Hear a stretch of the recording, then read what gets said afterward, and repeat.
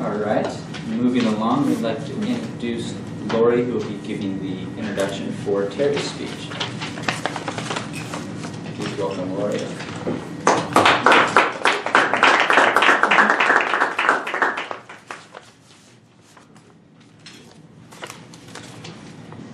It is my pleasure to introduce Terri Curry, the Wicked Witch of the West, to give speech number 5, Your Body Speaks. Her speech title is Not Your Ordinary Trick-or-Treaters, and it's a 7 to 9 minute speech. The speech objectives for the manual for the speech are to use gestures, facial expressions, and eye contact. Generally, it's a body language speech. Also, for her body language to be smooth and natural and not forced seeming. Some additional speech objectives that Terri had were to have fun, to surprise the audience, to step out of her comfort zone, which I think she's already done, and bring the audience with her. Also, she wants to be careful of talking too fast, pauses that are too long, expressing what she has to say through body and voice variety, and then speaking with confidence and ease. Terri is a social media director for a small company, and she is seeking to increase her opportunities to speak and motivate people in the work that she does. So in this 4th speech, her goal is to get a kick out of herself, to laugh at the facade of perfection, and to speak with her heart wide open. So with that, my pleasure to introduce Terri.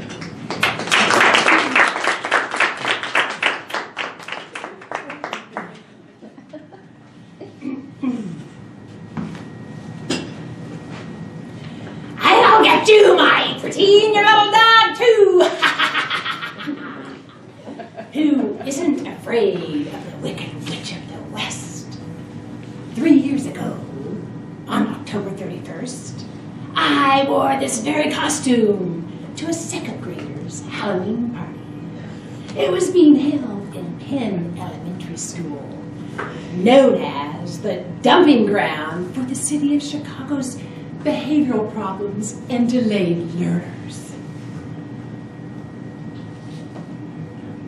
For 8 years, the school board had hashed over whether to keep this school open. In September, they narrowly escaped once again.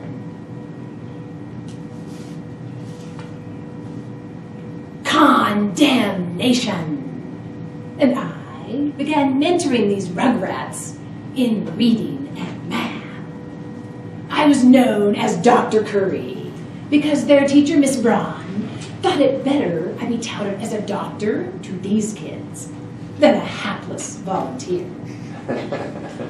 But on that day, when I popped into the room, unannounced, not one child in the room thought I was Dr. Curry. 40 pairs of eyes stared at me in trepidation, and 40 little butts were glued to their chairs. Even I was shocked that these daredevils were so intimidated. For these were not your ordinary trick-or-treaters. Take, for example, Anthony. He carried a switchblade in his backpack to protect his grandfather, who walked him to school. And Taurus lived with a gang and saw drug deals go down daily. And it was known on the street that Deshaun lived with a pimp and gave sexual favors to anyone who would cough up the money. However, they all had vivid imaginations, and they were convinced I was a witch. Mind you, I had to take off my fingernails and my wig and my hat and my nose with its wart to let them know it was me, Dr. Curry, and it was safe to come up and get their treats. A few days after the Halloween party, I noticed a child named Alan, watching my every move. When I approached him, he recoiled. And it was then that Miss Braun informed me that Alan had been diagnosed with autism in kindergarten. Now, the funny thing was, all I knew about autism was that Dustin Hoffman played a really cool role of an autistic character in the movie Rain Man. And actually, the teacher probably knew less than me, because she told all the kids Alan was crazy and to treat him like a puppy dog. She thought that it'd be better if the kids just left him alone. In my opinion, that wasn't the teacher's brightest move. But on the South Side, you roll with the punches.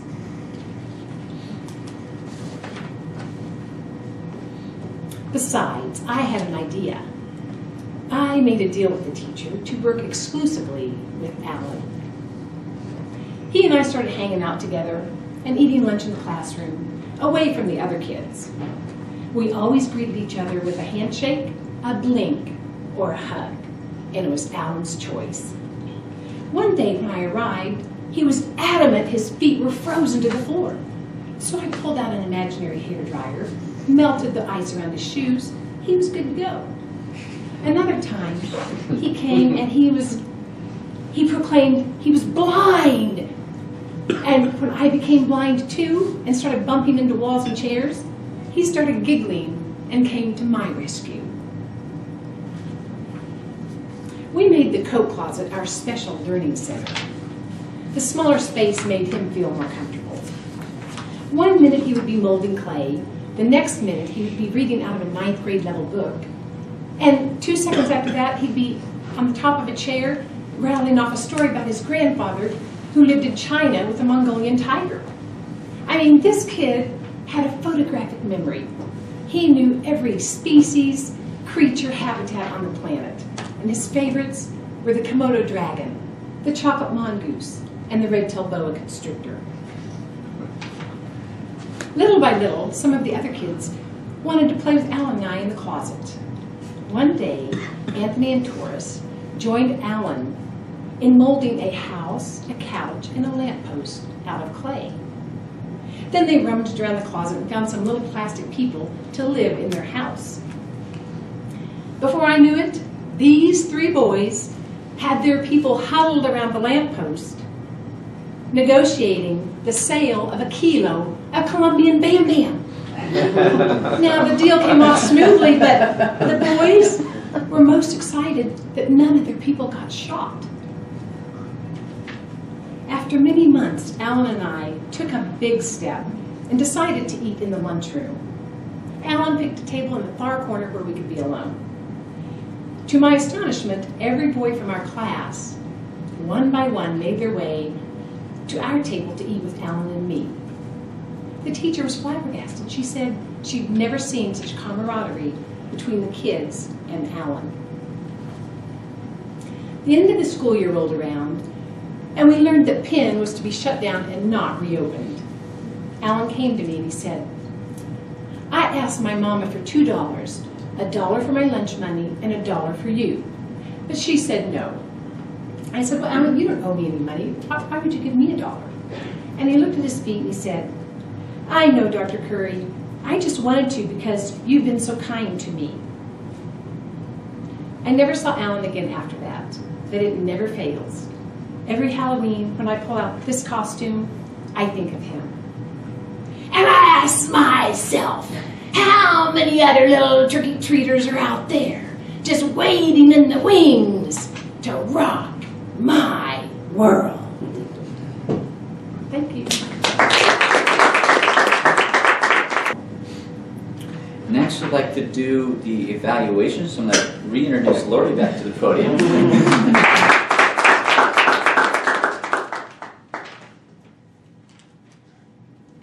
Terri just finished speech number 5, Your Body Speaks. And I can't tell you, it was extremely enjoyable. You did a fantastic job. So congratulations on that project. You nailed it. I think everybody in the room would agree. The speech title was Not Your Ordinary Trick-or-Treaters, 7 to 9 minutes. And as far as your speech objectives go, first of all, the speech objectives in the manual totally nailed it with the gestures. I mean, you couldn't have nailed it even more. I couldn't even tell you how you could use gestures more. You imitated the Wicked Witch perfectly. You threw off your costume. You threw off your fingers. I mean, it was nailed. So as far as facial expressions, eye contact, I think all of those were spot on. It seemed like you engaged the audience and spoke to each person around the room. And then body language, it was smooth, it was natural. I thought you were the Wicked Witch from the movie up here. It was fantastic. As far as your own personal objectives in speech, I thought you did great with those too. It seemed like you were having a great time.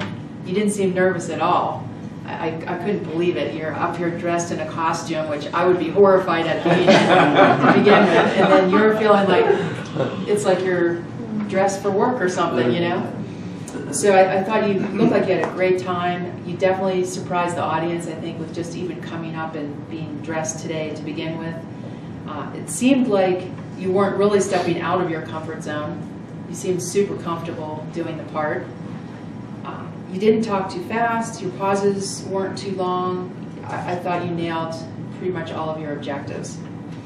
I loved your great Wicked Witch voice. It really did sound just like the movie. It was freaky. I love that show. I love that story, and you totally nailed that. You did a great personal story. You almost had me in tears at the end of it, talking about that little boy with autism. I loved how you did the disrobing as part of what you had to do when you were actually with the kids, so that they'd be convinced that it really was you. That was perfect. And your stories were really great. I loved how you just improvised with the little boy and melted the ice with the hairdryer.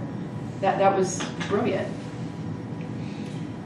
It sounded like you made a great personal connection with that little boy and what you did with him. You also used great words throughout your speech, like huddled and astonished and rock my world. So I loved your choice of language during the speech. About the only thing I could come up with that might be something that you might want to look to improve in your next speech is the use of your note cards seemed kind of awkward to me. I wasn't quite getting what you were doing with them. You kind of like you were spreading them all over. And so I didn't know if you had them sequenced or, kind of what your order was there. But it seemed just a little bit awkward to me, and maybe like you really didn't need them as much as what it looked like you were trying to use them. So maybe the next go around, just have confidence that you really do know it, because it really seemed well rehearsed. And that you probably wouldn't really even need to refer to that, assortment of cards that you had up here. So Terry, I want to just congratulate you. I think your speech was fantastic. I totally enjoyed it. And you make a perfect Wicked Witch of the West. So thank you for that.